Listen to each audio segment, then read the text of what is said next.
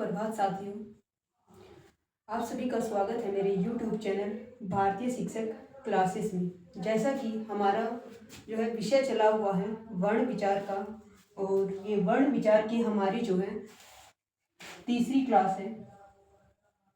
इससे पहले जो 2 क्लासों में जो है हमने वर्ण के बारे में पढ़ा था, अक्षर के बारे में पढ़ा था, मात्राओं के बारे में जो है पढ़ा था, और स्वर और जो व्यंजन जो होते हैं वे क्या होते हैं उनके बारे में जो है हमने पढ़ा था। जैसे कि बताया था कि जो स्पर्श व्यंजन होते हैं वो कै से लेकर माँ तक ये जितने भी व्यंजन होते हैं वे स्पर्श व्यंजन होते हैं। ऊष्म व्यंजन कौन से होते हैं? ऊष्म व्यंजन 4 होते हैं। एक होता है श, श, स और ह होता है। ये हमारे 4 ऊष्म व्यंजन होते हैं। अंतस्थ व्यंजन भी जो है बताया था। अंतस्थ व्यंजन भी जो है हमारे 4 होते हैं, य, र, ल, व। इन सब के बारे में जो है हमने पढ़ा था। चलिए आगे देखते हैं। हमने उच्चारण स्थान के आधार पर जो हमने पिछली क्लास में जो है पढ़ा था, उसी का ही दूसरा जो टाइप है वो है श्वास वायु की मात्रा के आधार पर जो है 2 होते हैं व्यंजन जो होते हैं हमारे श्वास वायु की मात्रा के आधार पर जो है कितने होते हैं व्यंजन? 2 होते हैं। कौन कौन से होते हैं? अल्प प्राण होते हैं और महाप्राण होते हैं। क्वेश्चन यहाँ से बनता है कि भाई श्वास वायु के आधार पर जो है व्यंजन कितने प्रकार के होते हैं? 2 प्रकार के होते हैं, अल्प प्राण और महाप्राण। अब अल्प प्राण और महाप्राण क्या होते हैं? अल्प प्राण जिन व्यंजनों के उच्चारण में कम समय और कम वायु की आवश्यकता होती है उन्हें अल्प प्राण व्यंजन जो है कहते हैं। यानी जिन व्यंजनों के उच्चारण में कम समय और कम वायु जो है लगती है उनको जो है अल्प प्राण जो है कहा जाता है, अल्प प्राण व्यंजन जो है कहा जाता है। अल्प प्राण जो व्यंजन होते हैं जैसे कि हमारे कै वर्ग होता है, च वर्ग होता है, त वर्ग होता है, ट वर्ग होता है, प वर्ग होता है। यानी कै से लेकर मै तक जो व्यंजन होते हैं उनको एक जो है वर्ग दे दिया जाता है। जो क की लाइन में आते हैं क, ख, ग, ग, तो उसको क वर्ग बोला जाता है। ऐसे ही च, छ, ज, झ, ण की लाइन में जो है उस वर्ग को जो है च वर्ग जो है दिया जाता है। तो ऐसे ही जो हमारे का वर्ग है, चा वर्ग है, ता वर्ग है, टा वर्ग है और पा वर्ग है, उन सब वर्ग का जो पहला दूसरा और तीसरा जो है वर्ण होता है, कौन सा? का, ख, ग, च, ज, ण, यानी जो हमारे वर्ग हैं उनका जो है पहला दूसरा और तीसरा जो वर्ण होता है वो हमारा अल्प प्राण जो है कहलाता है।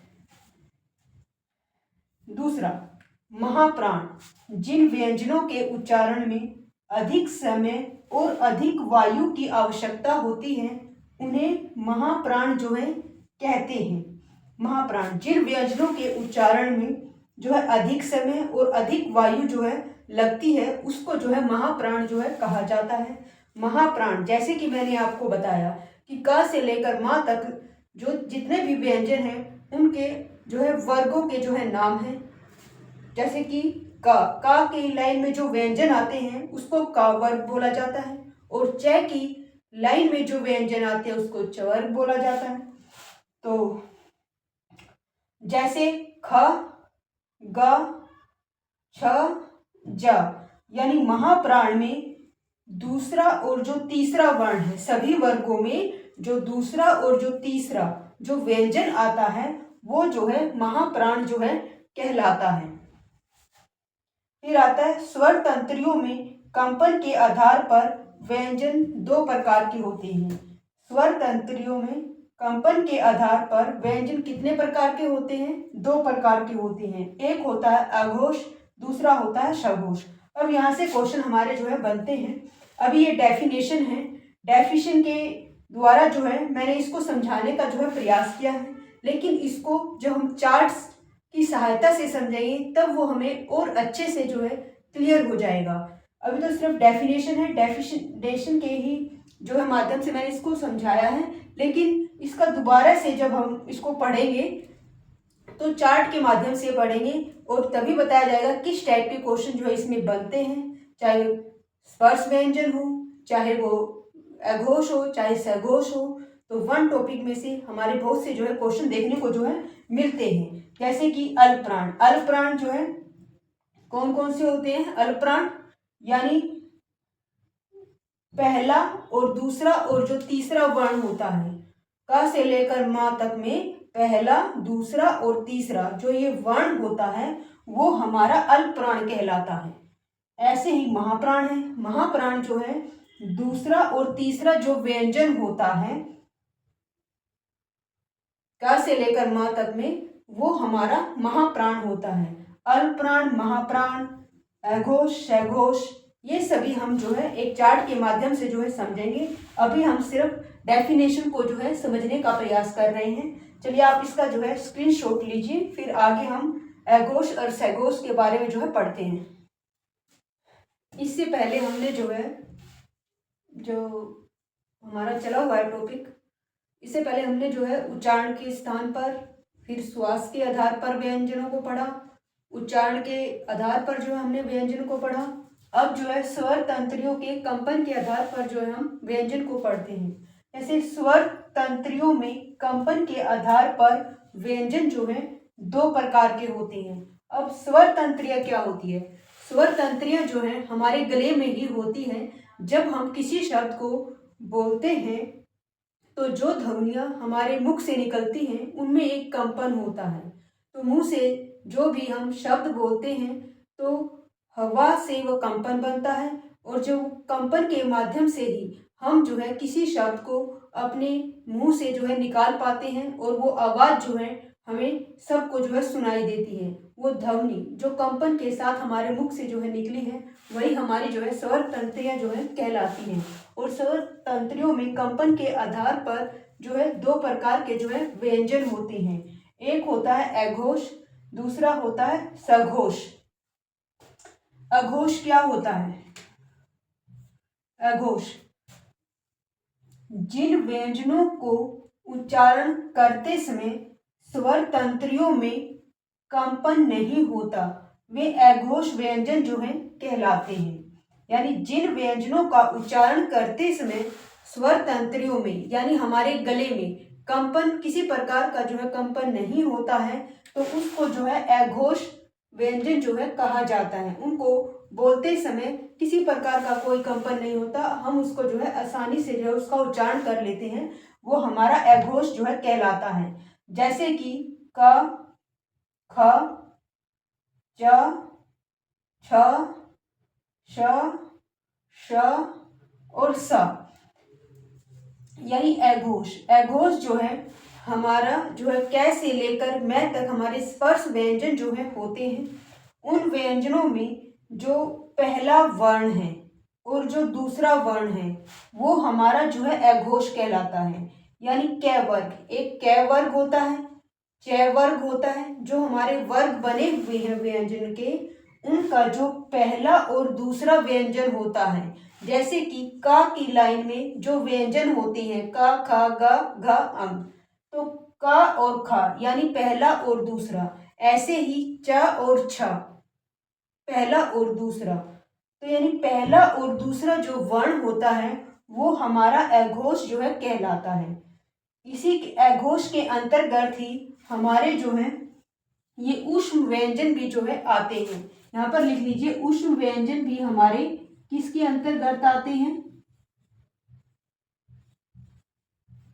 अघोष व्यंजन के अंतर्गत ही आते हैं। अघोष कौन कौन से होते हैं? ये श, श और स, ये हमारे जो है अघोष होते हैं। तो क्वेश्चन हमारा बनता है अघोष। अघोष व्यंजन जो है कौन से होते हैं? यानी किसी भी व्यंजन का पहला, किसी भी वर्ग का पहला और दूसरा वर्ण, और जो ऊष्म व्यंजन होते हैं वे हमारे जो है अघोष व्यंजन जो है कहलाते हैं। तो क्वेश्चन यहाँ से जरूर बनता है कि अघोष व्यंजन कौन सा है, ऊष्म व्यंजन जो है कौन सा है, और सघोष व्यंजन कौन सा है। चलिए सघोष को पढ़ते हैं। सघोष जिन व्यंजनों को उच्चारण करते समय स्वर तंत्रियों में कंपन होता है, सघोष व्यंजन जो है कहलाता है। यानी जिन व्यंजनों का हम उच्चारण करते हैं और उनका उच्चारण करते समय हमारे गले में जो एक कंपन जो है पैदा होता है हवा के माध्यम से, तो उस कंपन से उत्पन्न जो व्यंजन होते हैं वे हमारे सघोष व्यंजन जो है कहलाते हैं। सघोष व्यंजन जैसे कि ग और घ, ज और झ, अंग, ण, ये य, र, ल, व, ये हमारे जो है सघोष के अंतर्गत जो है आते हैं। फिर वही बात, क से लेकर म तक हमारे जो है स्पर्श व्यंजन होते हैं। इन सभी व्यंजनों का अपना अपना एक वर्ग होता है। जैसे क वर्ग, क में आने वाले जो व्यंजन होते हैं वो क वर्ग कहलाता है, और छ वाली लाइन में जो व्यंजन आते हैं उनको जो है च वर्ग कहा जाता है। ऐसे ही त, थ, द की व्यंजन वाली लाइन जो होती है उसको जो है तवर्ग कहा जाता है। ऐसे ही ट, ठ, ठ, ड वाली जो लाइन होती है जिसमें व्यंजन होते हैं उसको टवर्ग कहा जाता है। ऐसे ही प, फ, म, द वाली जो लाइन होती है जिसमें जो व्यंजन होते हैं वो पवर्ग होते हैं। इसी प्रकार उनका उस व्यंजन में जो है जो वर्ग होते हैं उस वर्ग का तीसरा, चौथा और जो पांचवा वर्ण है वो हमारा जो है सघोष कहलाता है। यानी अगर हम क वर्ग को लेते हैं और क वर्ग में जो हमारा क, ख, ग यानी तीसरा वर्ण, क, ख, ग, घ यानी चौथा वर्ण, पांचवा जो लास्ट में जो होता है हमारा जिसको नासिक व्यंजन जो है बोला जाता है, वे इसके अंतर्गत जो है आते हैं। इसी के अंतर्गत हमारे जो है य, र, ल, व जो है व्यंजन आते हैं। य, र, ल, व अंतस्थ, य, र, ल, व जो हमारे अंतस्थ होते हैं। सघोष के अंतर्गत कौन से व्यंजन आते हैं? किसी भी वर्ग का तीसरा, चौथा और पांचवा वर्ण हमारा जो है सघोष व्यंजन के अंतर्गत आता है। इसी के अंतर्गत हमारा य, र, ल, व, य, र, ल, व कौन से व्यंजन होते हैं? ये हमारे अंतस्थ व्यंजन होते हैं। तो यानी ये इसके अंतर्गत हमारा अंतस्थ व्यंजन भी जो है आते हैं। ठीक है, सघोष के अंतर्गत हमारे कौन कौन से व्यंजन आते हैं? वे किसी भी वर्ग का तीसरा, चौथा, पांचवा वर्ण और अंतस्थ वर्ण, ये जो हमारे अंतस्थ जो है वर्ण है ये हमारे सघोष के अंतर्गत जो है आते हैं। चलिए एक बार से दोबारा से देख लेते हैं। अघोष स्वर तंत्रियों में कंपन के आधार पर जो है दो अघोष और सघोष ये दो व्यंजन जो है होते हैं। अघोष व्यंजन वे होते हैं जिसमें प्रत्येक वर्ग का पहला और दूसरा वर्ण आता है और ऊष्म व्यंजन भी जो है अघोष के अंतर्गत आता है। यानी किसी भी वर्ग का पहला और दूसरा और ऊष्म जो व्यंजन होते हैं वे हमारे अघोष कहलाते हैं। फिर आता है सघोष व्यंजन। सघोष व्यंजन किसी भी वर्ग का तीसरा, चौथा और पांचवा और अंतस्थ जो व्यंजन होते हैं वे हमारे जो है सघोष कहलाते हैं। किसी भी वर्ग का जो पंचम अक्षर होता है उसको जो है नासिकीय व्यंजन भी जो है बोलते हैं। नासिकीय व्यंजन हो गए, अंतस्थ हो गए, स्पर्श व्यंजन हो गए, ऊष्म व्यंजन हो गए, ये सभी व्यंजन जो है हम एक चार्ट के माध्यम से पढ़ेंगे। अभी आपको सिर्फ डेफिनेशन के से ही जो है डेफिनेशन को ही अभी समझाया जा रहा है आपको, क्योंकि इसमें से क्वेश्चन जरूर बनते हैं और पेपर में आते भी हैं। आप इसका जो है स्क्रीनशॉट लीजिए।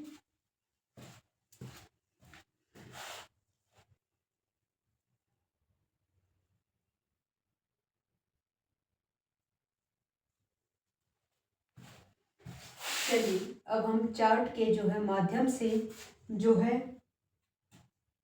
अघोष, सघोष, महाप्राण, अल्पप्राण, स्पर्श व्यंजन, अंतस्थ व्यंजन क्या होते हैं, इन सभी को जो है चार्ट के माध्यम से जो है समझने का जो है प्रयास करते हैं। जैसे कि वर्ग होता है, व्यंजन का वर्ग है जैसे कि क वर्ग, क वर्ग में कौन कौन से व्यंजन आते हैं हमारे? क वर्ग में व्यंजन हमारे क, ख, ग, घ और अंग, यानी क वर्ग में हमारे जो है 5 जो है व्यंजन आते हैं। और ये 5 व्यंजन कौन कौन से हैं हमारे? क, ख, ग, घ, अंग। ठीक है, जो ये क वाली जो ये पूरी की पूरी जो लाइन है, ये जो सारी की सारी जो लाइन है जिसमें ये व्यंजन दिए हुए हैं ये 5, ये हमारे क वर्ग के जो है कहलाते हैं। ये जो हमारे क वर्ग के कहलाते हैं, क वर्ग के। फिर आता है च वर्ग, जैसे कि इसके क वर्ग नाम से ही जो है हमें स्पष्ट हो रहा है कि क वर्ग यानी क वाले व्यंजन, जैसे कि क, ख, ग, घ और अंग। ऐसे ही फिर इसके बाद जो वर्ग आता है वो च्वर्ग का आता है। च्वर्ग से ही उसके पहले वर्ण से ही हम जो है पता लगा सकते हैं च वर्ग, च्वर्ग यानी च, छ, ज, झ और अण, यानी च वर्ग में जो है हमारे जो है फिर 5 व्यंजन आते हैं।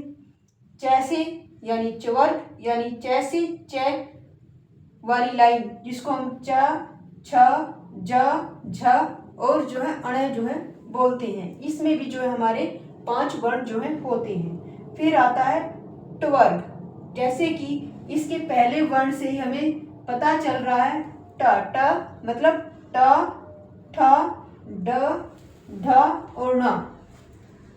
इसके अंतर्गत भी टवर्ग वर्ग के अंतर्गत भी हमारे जो है 5 व्यंजन जो है आते हैं। फिर आता है हमारा त्वर्ग, जैसे कि इसके फर्स्ट वर्ण से हमें पता चल रहा है इसके अंतर्गत जो है त, थ, द, ध और न जो है ये 5 व्यंजन जो है हमारे आते हैं किसके अंतर्गत? त्वर्ग के अंतर्गत। फिर आता है हमारा पवर्ग, जैसे कि प से ही जो हमें पता चल रहा है इसके अंतर्गत प, फ, ब, भ और म, 5 जो है व्यंजन इसके अंतर्गत भी जो है आते हैं। तो क्वेश्चन हमारा यहाँ पर बनता है कि व्यंजन में जो है कितने वर्ग होते हैं? तो हमारा आंसर होना चाहिए कि व्यंजन में जो है 5 वर्ग होते हैं। 5 वर्ग कौन कौन से हमारे? कवर्ग, चवर्ग, टवर्ग, त्वर्ग और पवर्ग, ये 5 हमारे जो है वर्ग होते हैं। फिर से सुनिए, क्वेश्चन ऐसे आता है कि व्यंजन में कितने वर्ग जो है होते हैं? व्यंजन में जो है 5 वर्ग होते हैं। कौन कौन से होते हैं? ऑप्शन में ऐसे भी आ सकता है कि कौन सा वर्ग नहीं है। तो देखिए, हमें ये 5 वर्ग हमें पता होना चाहिए कि व्यंजन के 5 वर्ग होते हैं और कौन कौन से होते हैं? कवर्ग, चवर्ग, टवर्ग, त्वर्ग और पवर्ग। और हमें ये भी याद होना चाहिए कि अगर कवर्ग बोला जा रहा है तो कवर्ग के अंतर्गत कौन कौन से व्यंजन आते हैं। तो क वर्ग के अंतर्गत जो है हमारे क, ख, ग, घ और अंग, ये जो है व्यंजन आते हैं। ऐसे ही हमें च वर्ग के अंतर्गत भी पता होना चाहिए, क्योंकि क्वेश्चन 1 टॉपिक में से कहीं से भी बन सकता है, पूछा जा सकता है कि च वर्ग में कौन सा व्यंजन जो है नहीं आता है। इसीलिए हमें इन वर्ग के अंतर्गत आने वाले व्यंजनों को भी जो है याद रखना है। च वर्ग के अंतर्गत हमारा च, छ, ज, झ और न जो है ये 5 वर्ण आते हैं। फिर आता है ट वर्ग। ट वर्ग में हमारा होता है ट, ठ, ड, ढ और न, ट वर्ग में। फिर आता है त्वर्ग। त्वर्ग जो होता है उसमें कौन कौन से व्यंजन जो है आते हैं? हमारा आता है त, थ, द, ध और न। ऐसे ही पूछा जा सकता है कि प वर्ग में जो हमारे कौन कौन से व्यंजन जो है आते हैं। तो प वर्ग में आता है हमारा प, फ, ब, भ और म, ये सभी आते हैं। अब पता चला कि ये वर्ग हमारे लिए कितना इम्पोर्टेंट है, इनको याद रखना, क्योंकि एक क्वेश्चन यहाँ से जरूर बनता है कि प वर्ग में हमारा कौन सा व्यंजन नहीं होता है या त वर्ग में हमारा कौन सा व्यंजन नहीं आता है। इसका आंसर हम तभी दे पाएंगे जब हमें जो है क से लेकर म तक हमें जो है इन सभी वर्ग के बारे में जो है मालूम होगा और हमें याद रहेगा, तभी हम उसका जो है आंसर दे पाएंगे। अब चलिए, अब जो क वर्ग की जो ये लाइन है उसका जो है स्थान क्या होता है? उच्चारण का स्थान, उसका उच्चारण का जो स्थान होता है वो हमारा जो है कंठ होता है।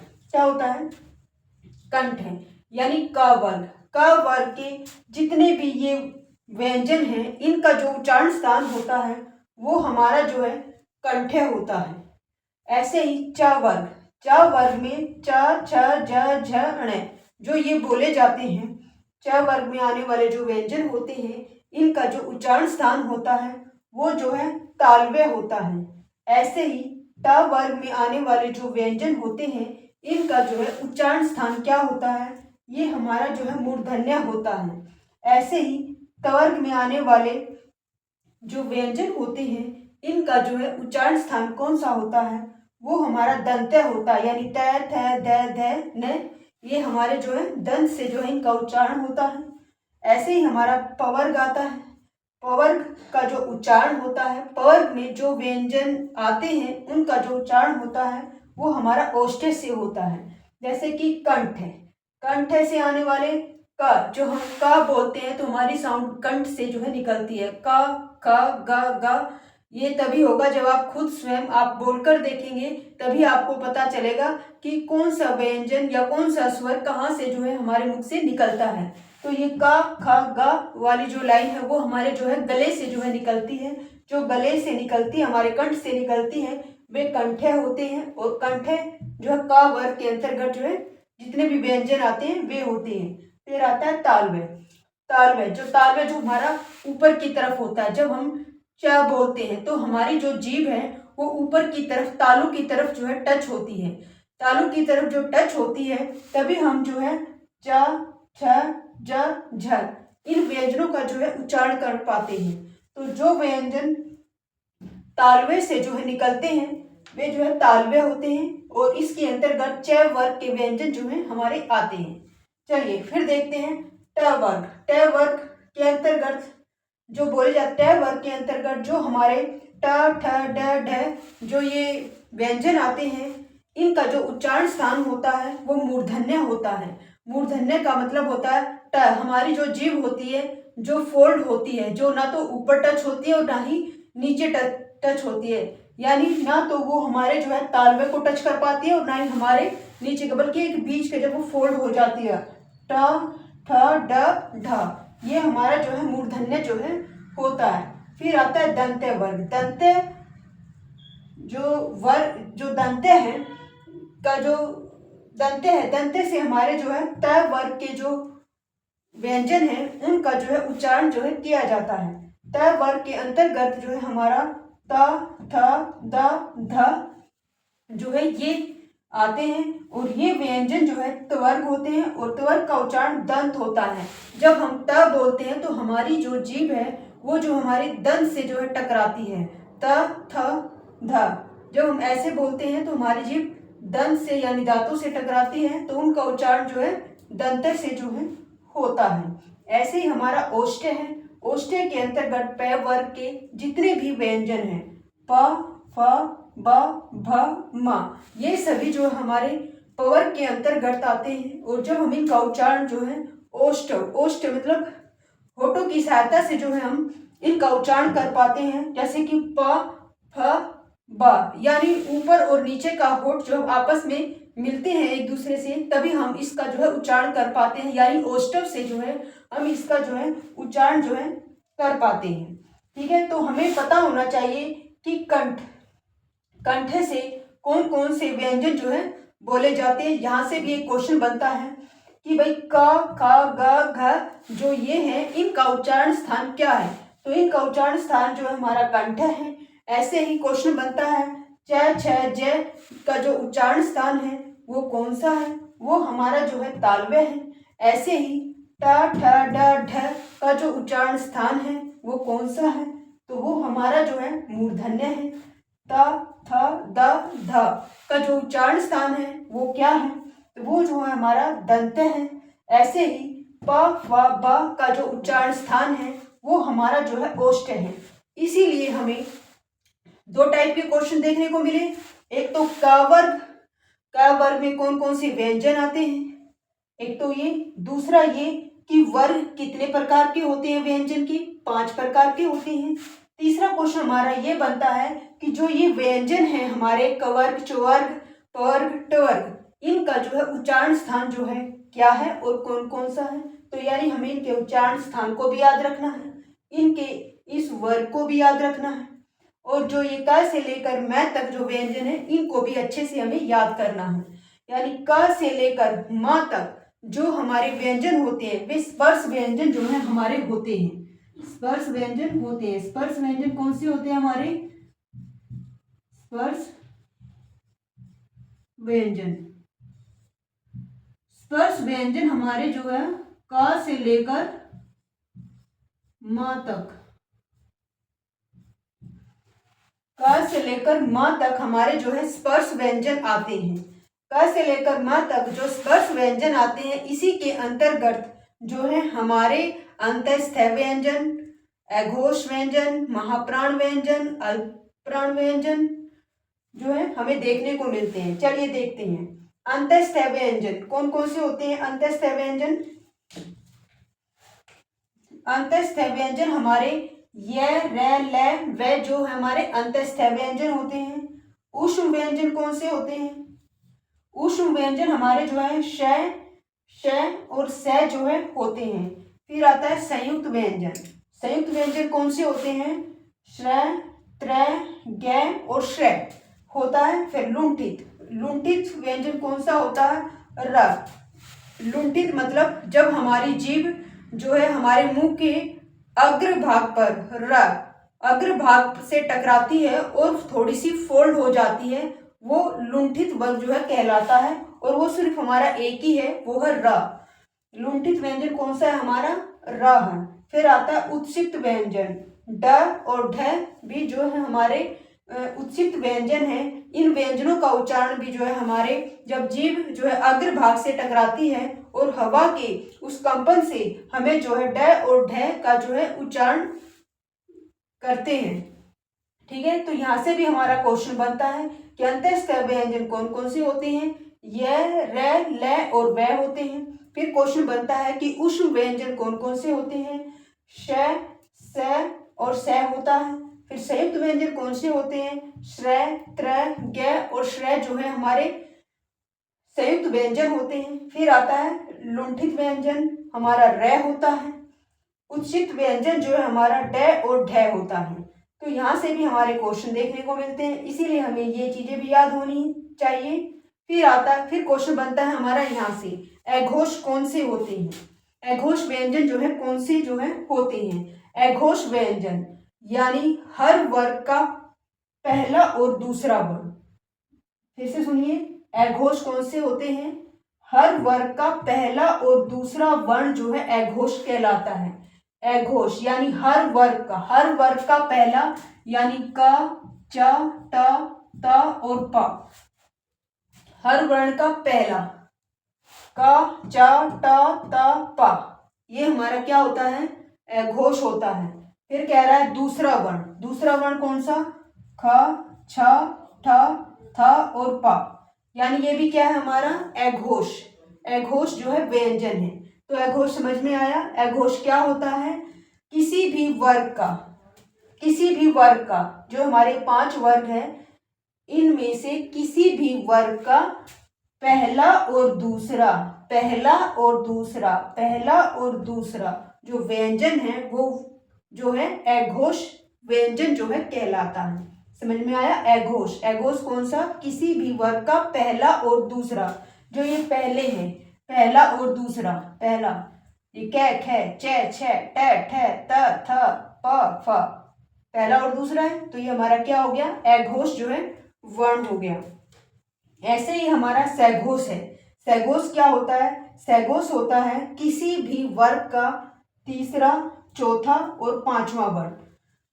सघोष क्या होता है, किसी भी वर्ग का तीसरा, चौथा और पांचवा जो वर्ण होता है वो हमारा सघोष कहलाता है। अब तीसरा वर्ण कौन सा, तीसरा ये हो गया तीसरा, हाँ, किसी भी वर्ग का तीसरा, ये तीसरा, ये लिख लो आप यहाँ पर, इससे आपको आसान रहेगा।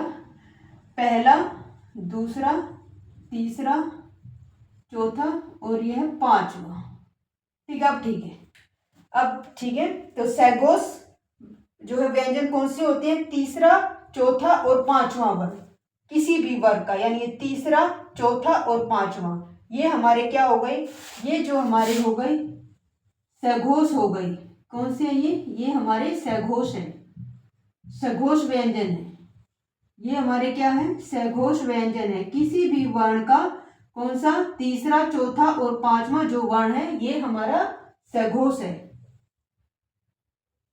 तीसरा और चौथा और पांचवा जो है हमारा क्या है, सघोष है। ये इसको आप ऐसे आप नंबर दे दोगे तो आप अच्छे से आपको याद रहेगा। सघोष कौन सा, तीसरा, चौथा, पांचवा, किसी भी वर्ग का, वे सब क्या होते हैं, हमारे सघोष जो है होते हैं। किसी भी वर्ग का ये हमारा जो है सघोष जो है होते हैं। चलिए, ऐसे ही अघोष को आप कर सकते हो। पहला और दूसरा वर्ण, यानी ये हमारे क्या होते हैं, अघोष होते हैं। किसी भी वर्ण का पहला और दूसरा वर्ण ये हमारे जो है अघोष होते हैं। पहला और दूसरा क्या होते हैं, अघोष व्यंजन जो है होते हैं, अघोष। ठीक है, ऐसे अच्छे से याद हो जाएगा आप सभी को, अघोष है। चलिए, अब पता चल गया अघोष कौन सा होता है, पहला और दूसरा, किसी भी वर्ग का पहला और दूसरा जो व्यंजन है वो हमारा अघोष होता है। तीसरा, चौथा और पांचवा वो हमारा जो है सघोष होता है। अब आई होप कि आपको अच्छे से समझ में आ गया होगा अघोष और सघोष। अब चलते हैं महाप्राण पर और अल्पप्राण पर। महाप्राण, किसी भी वर्ग का दूसरा और चौथा वर्ण, किसी भी वर्ग का दूसरा और जो चौथा वर्ण है वो हमारा जो है महाप्राण जो है कहलाता है। यानी दूसरा, ये दूसरा और ये चौथा, ये हमारा जो है किसी भी वर्ग का दूसरा है छ, इसमें दूसरा ठ, इसमें थ और इसमें फ, और इसमें चौथा घ, इसमें झ, इसमें ढ और इसमें ध और इसमें भ। तो यानी दूसरा और जो चौथा वर्ण होता है किसी भी वर्ग का वो हमारा जो है महाप्राण जो है कहलाता है। ऐसे ही अल्पप्राण, अल्पप्राण कौन सा होता है, पहला, तीसरा और पांचवा वर्ण, पहला फिर तीसरा और फिर पांचवा वर्ण जो है हमारा क्या कहलाता है, अल्पप्राण जो है कहलाता है। जो पांचवा वर्ण होता है इसी को ही हम नासिके व्यंजन जो है बोलते हैं। क्या बोलते हैं, नासिके व्यंजन। क्वेश्चन बनता है कि नासिके व्यंजन जो है कौन कौन से जो है होते हैं। नासिके व्यंजन, नासिके व्यंजन कितने होते हैं, 5 होते हैं। कौन कौन से होते हैं, अंग होता है, ण होता है और ण होता है, न होता है और म होता है। ये हमारे जो है नासिके वर्ण होते हैं। और महाप्राण, महाप्राण में हमें पता चल गया दूसरा और चौथा वर्ण। दूसरा वर्ण कौन सा है, ख, ये हो गया ख। फिर आता है चौथा वर्ण घ, ये हो गया। और इसमें दूसरा वर्ण कौन सा है, छ, और चौथा वर्ण कौन सा है, झ, ये हो गया। ऐसे ही इसमें जो है दूसरा वर्ण क्या है, ठ, और जो चौथा वर्ण है हमारा ढ, ये जो है हमारे अल्पप्राण के अंतर्गत जो है आते हैं। ऐसे ही अल्पप्राण है, अल्पप्राण का पहला कौन सा है, का है, तो इसके अंतर्गत हमारा जो है का आता है। अल्पप्राण के अंतर्गत तीसरा वर्ण कौन सा है, गा, तो यानी गा भी हमारा जो है अल्पप्राण है। फिर आता है पंचम अक्षर जिसको नासिके बोलते हैं, यानी ये आता है हमारा ड, ये हो गया हमारा अल्पप्राण। ठीक है, किसी भी वर्ग का। ठीक है, आई होप कि आपको ये अच्छे से जो है समझ में आया होगा। इतना आसान नहीं है इसको जो है समझना, लेकिन फिर भी आप जो है इस वीडियो को जो है बार बार देखिए और इसको जो है समझने की कोशिश कीजिए, पूरा प्रयास कीजिए इसको समझने का, क्योंकि यहाँ से बहुत से क्वेश्चन जो है देखने को जो है मिलते हैं। और वन टॉपिक हमारा मोस्ट इम्पोर्टेंट जो है टॉपिक है जहाँ से क्वेश्चन अक्सर बनता ही बनता है। तो आप सभी को जो है एक तो का से लेकर माँ तक हमें व्यंजन और स्वर जो है दोनों का ज्ञान होना चाहिए, क्योंकि स्वर और व्यंजन के अंतर्गत ही हमारा जो है सघोष, अघोष, अल्पप्राण, महाप्राण ये सभी इसी के अंतर्गत हैं। अगर आप सभी को ये सभी अच्छे से याद रहेगा तभी आप जो है क्वेश्चन को अच्छे से सोल्व कर पाएंगे। इसीलिए हमें पता होना चाहिए अघोष क्या होता है और महाप्राण के अंतर्गत कौन कौन से व्यंजन आते हैं, सघोष कौन कौन से होते हैं और उसके अंतर्गत कौन कौन से जो है व्यंजन आते हैं, और स्पर्श व्यंजन कौन से होते हैं, नासिके व्यंजन कौन से होते हैं, इन सभी के बारे में हमें जानकारी होनी चाहिए। और जो ये वर्ग हैं व्यंजन के, जो ये वर्ग हैं इनका भी जो है अच्छे से हमें याद करना है और इनके उच्चारण स्थान को भी हमें अच्छे से जो है याद करना है। आज की क्लास यहीं पर ही जो है समाप्त होती है। तब तक आप इनको अच्छे से समझिए और जानिए। नेक्स्ट क्लास में जो है हम जो चर्चा करेंगे वो संयुक्त व्यंजन पर जो है करेंगे। अगली क्लास जो हमारी होगी वो संयुक्त व्यंजन पर जो है होगी। हम संयुक्त व्यंजनों का प्रयोग करना जो है सीखेंगे कि कौन सा वर्ण किन स्वर और व्यंजन से मिलकर बना है, कौन सा व्यंजन और व्यंजन से मिलकर जो है बना है संयुक्त व्यंजन, यानी जो दो व्यंजनों या दो स्वर या व्यंजन से मिलकर जो बने होते हैं वे संयुक्त जो है व्यंजन कहलाते हैं। तो हम नेक्स्ट क्लास में संयुक्त व्यंजन के बारे में जो है पढ़ेंगे। तब तक आप सभी जो है इसका प्रयास कीजिए। अगर मेरी क्लास आप सभी को अच्छी लगे तो लाइक और सब्सक्राइब जो है ज़रूर कीजिए और बेल आइकन भी दबाइए, ताकि आप मेरी कोई भी नई वीडियो आती है तो आप तक वो जो है जल्दी से जल्दी पहुँचे। तो आप जो है इनको सघोष, अघोष ये जो भी हैं आप इनको तब तक अच्छे से याद कीजिए। Thank you.